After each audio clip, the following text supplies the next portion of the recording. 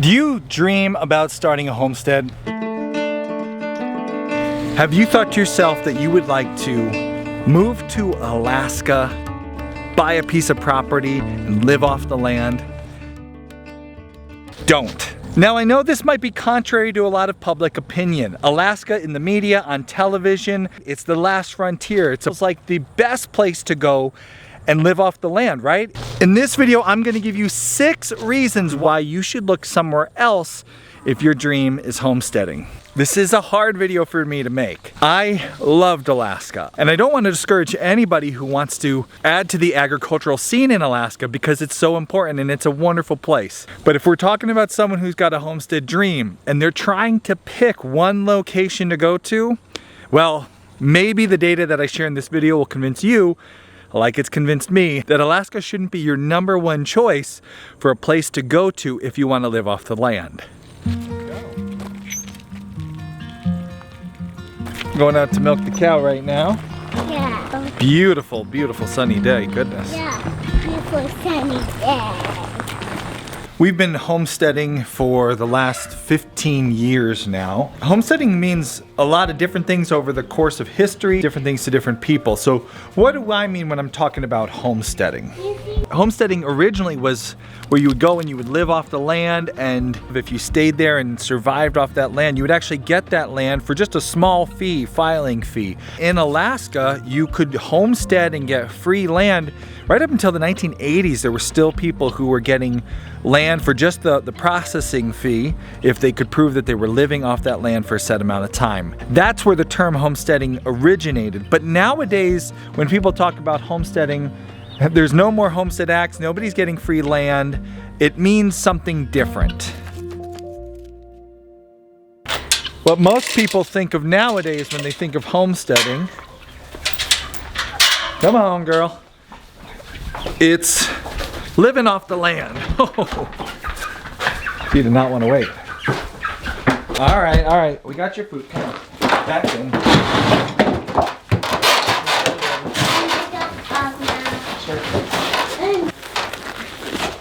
Most people nowadays, when they talk about homesteading, they're talking about living off the land, right? Finding a piece of property, maybe it's got some pasture, maybe some fruit trees, you put in a garden, you get chickens, sheep, family milk cow, and finding a way to live off that land, turn a place, your home, which is usually a place of consumption, into a place of production. And that's what we've been doing for the last 15 years, living off the land in many different places and even a few different states.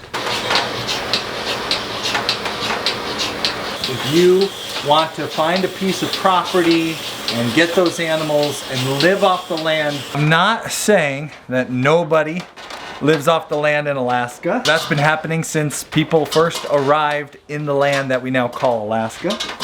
I'm not saying that you yourself couldn't go there today and start homesteading and find ways to live off that land. What I am saying is that Alaska is not the best choice for someone to go and start a homestead if their goal is to live off the land. Last year, we spent the summer in Alaska. Our family left our farm in the lower 48 and we headed for the wilds of Alaska. For the bulk of our time, we stayed in this tiny A-frame cabin. We experienced it ourselves, but we also went and we talked to a lot of people there in that state who had been homesteading for a long time, living off the land, living off grid, to get a good sense of what homesteading in Alaska is really like, not just what you see on the TV shows. Everybody thinks they're going to come live off the land, which can add more stress when you find out it's not what it was portrayed to be. That's not the reality. That's not the reality, right? Even if you saw it in reality TV. And we learned that a lot of the things that you might see on TV or learn in the media aren't exactly the reality on the ground. Gonna let the cows out on the pasture here. Come on, Bumblebee. It's October, and I mean, look at the color of that green pasture. Grass is still growing here on our homestead.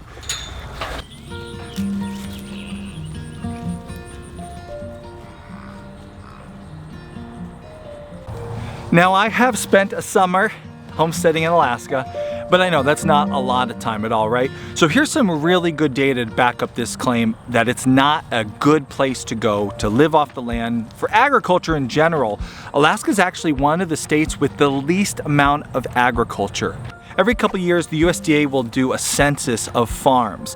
And in the last farm census, Alaska came up last out of all the states except Rhode Island for the amount of farms in the state. Now think about what that means. This giant state, Alaska, almost spreads across the entire United States when you overlay the two, has the second to least number of farms in what is the biggest state across the whole United States. Despite so much land, Alaska has very little farming going on. And that's true with livestock and crops. If you're talking about cattle, Alaska has 16,000 cattle being farmed according to the last census. Only Delaware and Rhode Island had less than that. How about sheep? Of all the states in the United States, Alaska has the least amount of sheep being farmed. Want to raise pigs? Maybe not in Alaska. Alaska is the second to the last amount of pigs being grown in it. Only Rhode Island had less pigs than Alaska.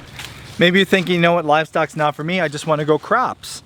Of all the states in the United States, Alaska only state to beat was, again, Rhode Island. Alaska is 36,000 acres, coming in at the second to last place for cropland harvested in all the states. In fact, when it comes to land used for vegetables, Alaska was at the very bottom. It has the least amount of land growing vegetables across the board. When it comes to agriculture, there is a couple areas that Alaska really does shine with.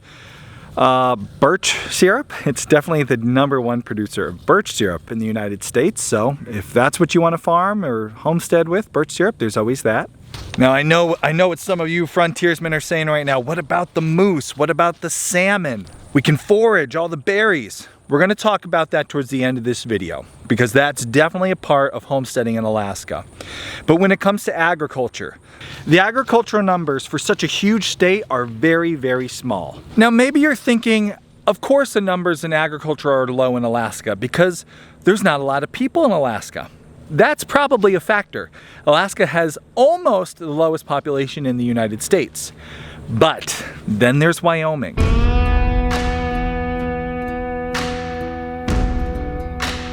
Wyoming has less people than Alaska, and yet its numbers for agriculture are huge. There are so many cows in Wyoming. I actually think there's more cows in Wyoming than people. There's pigs, there's all kinds of agriculture going on in Wyoming. So although less people could be a factor, it's not the reason. Let's get into the reasons that I think Alaska is a very difficult place to live off the land. The first reason why, if your dream is to homestead, you should not choose Alaska. The growing season in Alaska is extremely short. Those sheep are not supposed to be there right now, and they know it. Look at those naughty sheep. They even see right now, they're like, uh-oh, we better come back to where we belong. You can see it in their faces. They know they're being naughty. You're gonna get yourselves cold. You're not supposed to be over there right now. The reason why these sheep are not supposed to be over there is because that section of pasture is being reserved. Where we live, the sun, as you can tell, it's getting really warm out today. It's actually gonna be like 75 degrees today. There you go, there you go. Back in you go, in you go. Okay, we got him. It's gonna be 75 degrees today. The grass is still growing in October. And we have found that by rotationally grazing, we can grow grass through October into November if we stockpile and manage our pastures properly. When you're trying to live off the land, the longer the growing season you have, the easier it will be to live off that land. Whether you're growing your own food in the form of potatoes or tomatoes, or you're growing food for livestock, which in turn you will turn into your food. When it comes to growing season, Alaska just can't touch something like what you'll find in the lower 48, or in a lot of other places in the world for that matter. According to the USDA, the cold climate and short growing season in Alaska limit the amount of food that can be grown locally. Only a small portion of the food that Alaskans purchase and consume is produced in the state. Now the next reason that I have on my list, winter.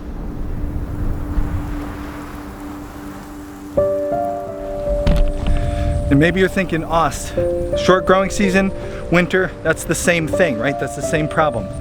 No.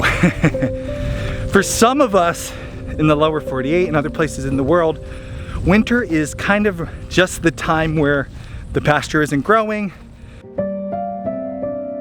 It's a time where you sit by the fire and relax and wait for spring to come. Each winter we'll get a couple of snowstorms, maybe a couple inches of snow will accumulate even out here on our pasture. It melts very quickly, and usually we're bale grazing our hay out here in February and March with no snow anywhere. Winter on our homestead is just the break while we're waiting for the grass to start growing. In Alaska, winter is fighting against your homestead. Well, for a lot of people, snow is great when it shows up, you get to play in it and make snowballs, and you get a day off of school, and then it melts and everything is back to normal again.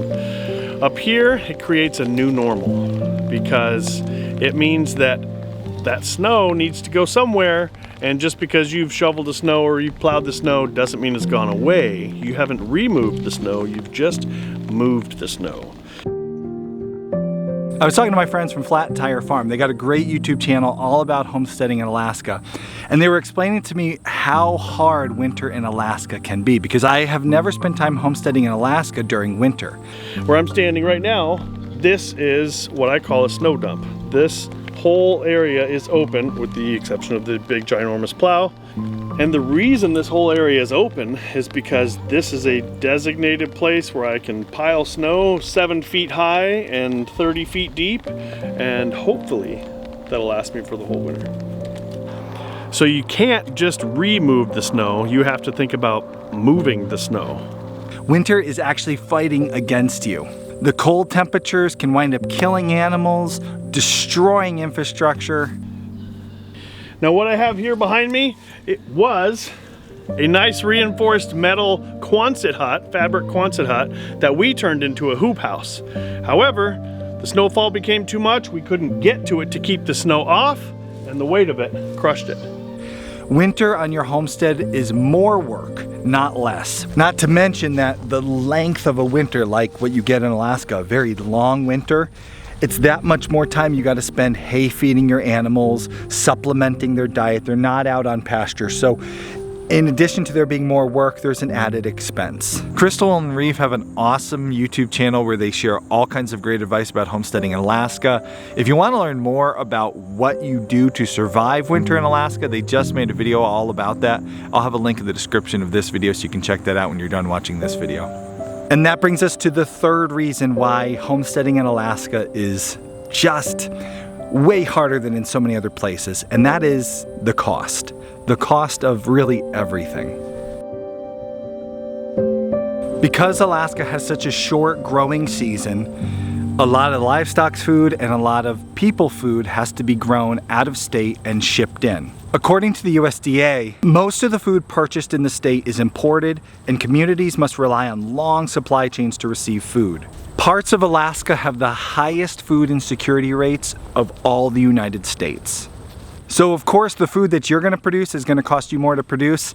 The food that you're going to buy for you and your animals, it's going to cost more.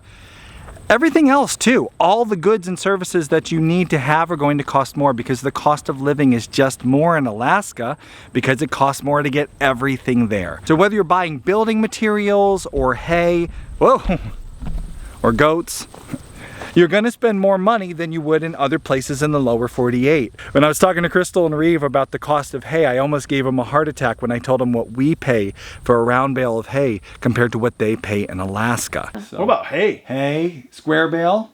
Square bale. Little goat square bale. 18. Oh. Maybe.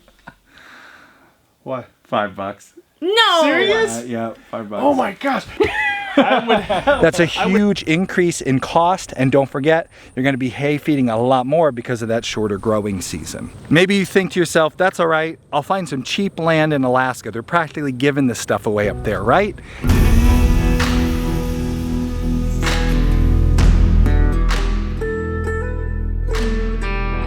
Not so fast. Land is not actually that much cheaper in Alaska either.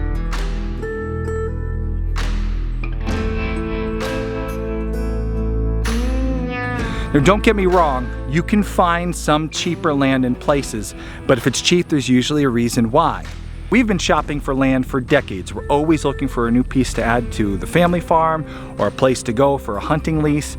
And I can tell you, I have found land for as little as $2,000 an acre, whereas up in Alaska, a lot of land we found was somewhere around $10,000 or more per acre. And as I said, the data I could find suggested about $60,000 on average is what people spend per acre in Alaska.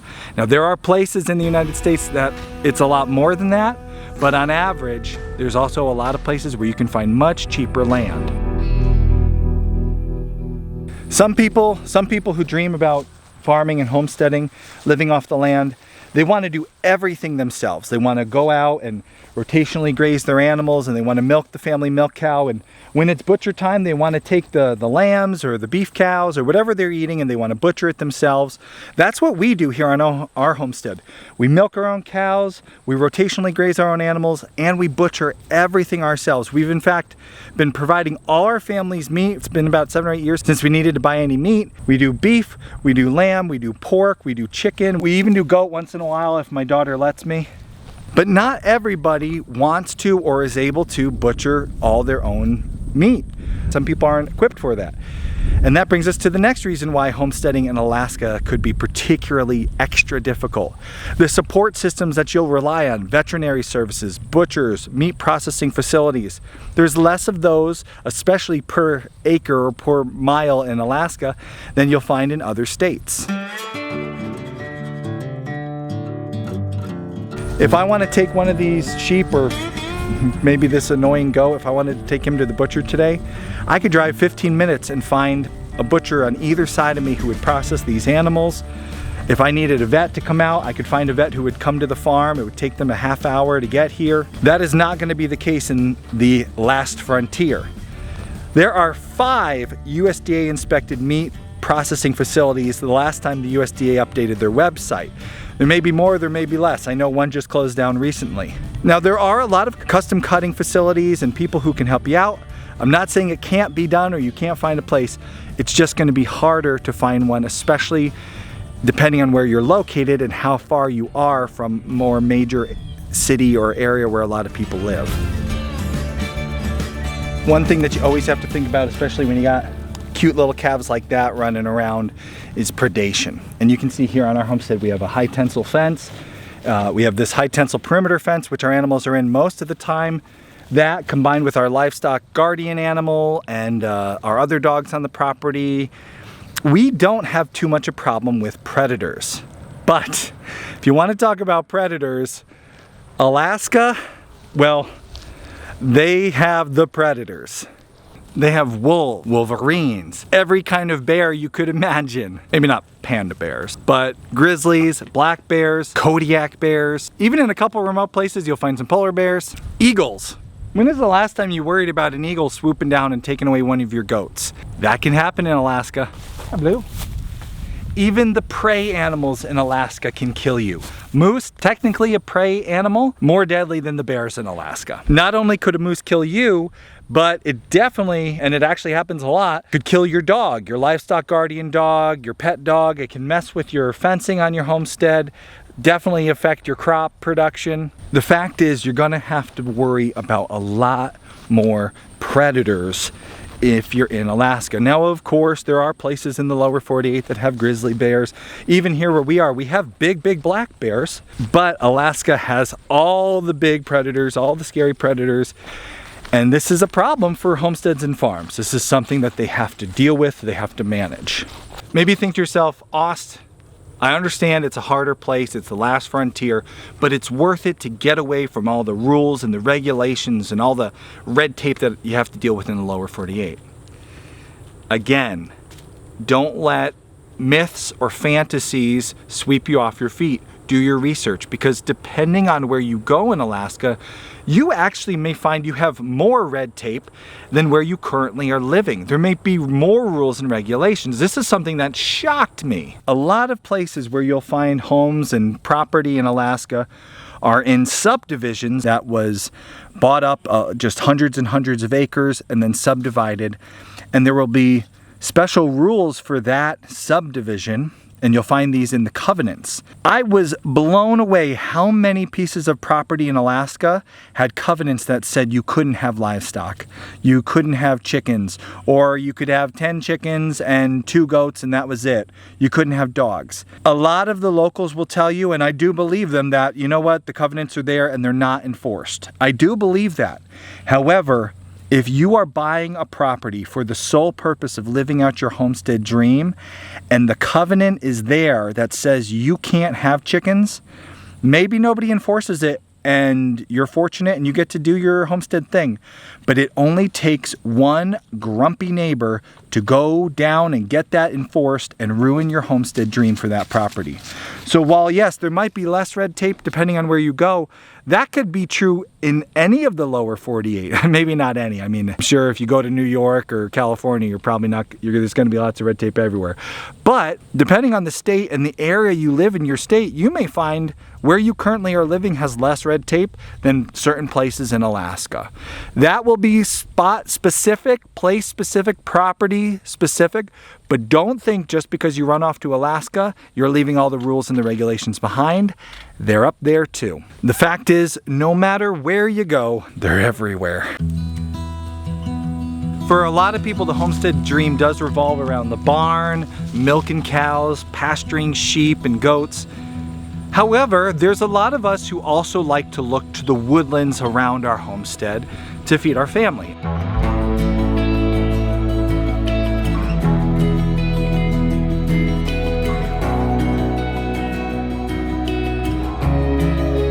And I am 100% one of them. Hunting is a major part of the way that we feed our family. We love to fish, we love to forage. Maybe you're one of those people who wants to homestead and spend a lot of your time living off the land around your homestead. Maybe that's one of the reasons why Alaska appeals to you. You're thinking, I could go to Alaska, there's so much public land in Alaska, and I could just get lost in that public land and I can hunt and get my moose, catch my salmon, forage wild berries and mushrooms, and get all the stuff I need for my family living off the land, the wild land around my homestead. Of course, Alaska is full of wild resources and there's tons of land in Alaska. So much public land, and that's a beautiful thing. But it's not as easy as it seems to harvest from that public land. While Alaska has just an incredible amount of public land which you can go and hunt and fish and forage, you can enjoy, access can be an issue. Most of the public land in Alaska is not directly accessible from the road with your car. So a lot of it you'll have to access with four-wheel drive vehicles, snow machines, planes. The reality is the amount of land that you can access from the road system is limited, and you're sharing that with so many other people, which means come moose season, when it's time to go out and get that moose and just put hundreds and hundreds of pounds of meat in your freezer, you're going to be competing with a lot of other people. And we have really good data to show how likely you are to get a moose. Everybody who hunts, no matter where you are in the United States, you have to get a hunting license, you have to get your tags. Residents in Alaska have to get a hunting license and they have to get tags. And statistics show in recent years, there's about a 20% success average for residents of Alaska in getting a moose. That means you have about a 1 in 5 chance of getting a moose. You could say that means once every 5 years you're going to get a moose. Maybe that means one person out of your 5 family members will get one every year. The math may work out better for you, and maybe you're a better hunter than some. But the truth is, a lot of years, a lot of people don't get a moose. And if you're depending on that meat, you're going to come up short. Everybody thinks they're going to come live off the land. Everybody thinks they're going to get a moose every year. Everybody thinks they're going to max out on fish every year and be full. You know, some years we don't get any wild berries at all. Like some years just the weather's not right, or the pollinators are out at the wrong time and there's just no wild berries. When it comes to harvesting from the wild, there really are no guarantees. The same could be said about foraging. The year that we were in Alaska for the summer, we were looking forward to going berry picking, but it turned out to be a really bad year for berries, and there just wasn't a lot of berries to forage. One of the things that I loved most about our time in Alaska was the fishing. The fishing was, compared to where I live, incredible. And we were able to catch a lot of salmon. Is that your fish? Whoa, whoa.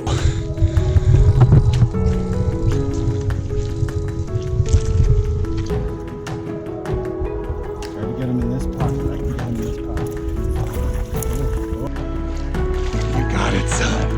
You got it. Look at that beauty, bud. All right, buddy, hold your rod tip up. Get a video. Oh, wow, that one's fighting good. That's a big one.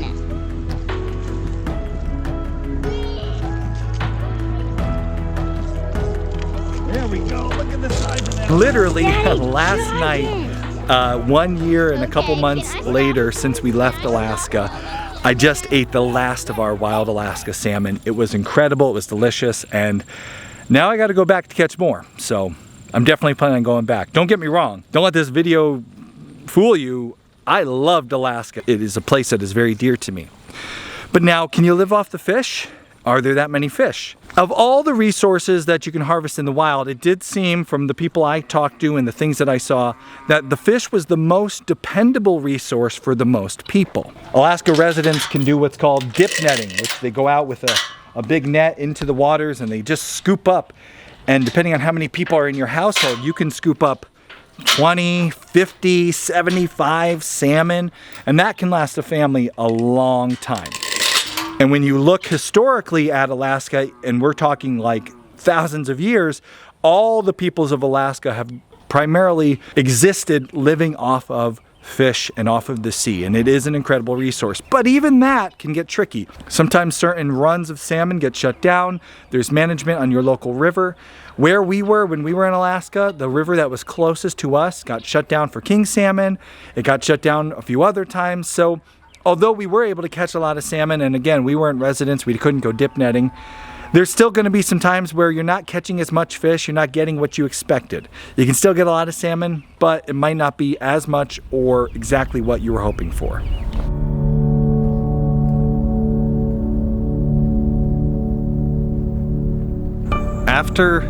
After all that, I know there's some of you watching who have made it this far in the video and you're thinking, wow, Alaska is nothing like what I imagined. I get that. Alaska was very different from what I imagined too. Maybe some of you are thinking, you know, I still want a homestead, but Alaska doesn't seem like a good fit for me. And that may be true. There's a lot of reasons why, on paper, it doesn't really make sense to choose Alaska if you want to live off the land. But now, I know there's a lot of you watching who heard all those reasons, saw all that data. I know what you're thinking. You're thinking, let me prove them wrong.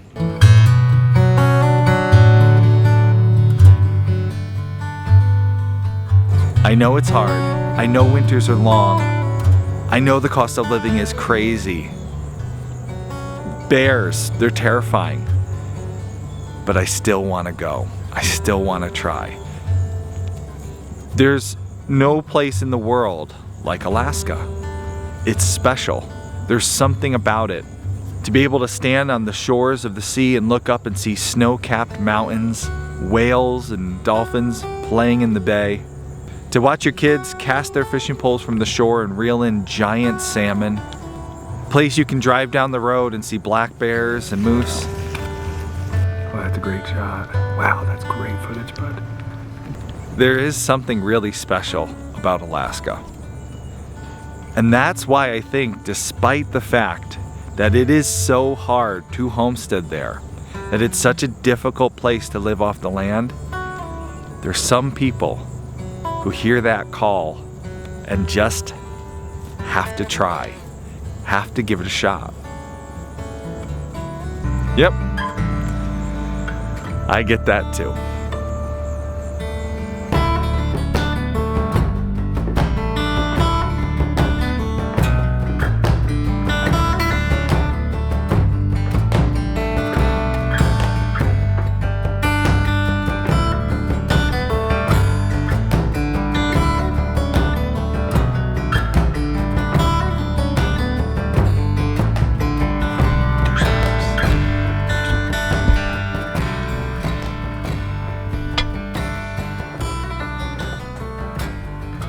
If you haven't seen the Alaska Off-Grid Challenge, you can click here to start that series.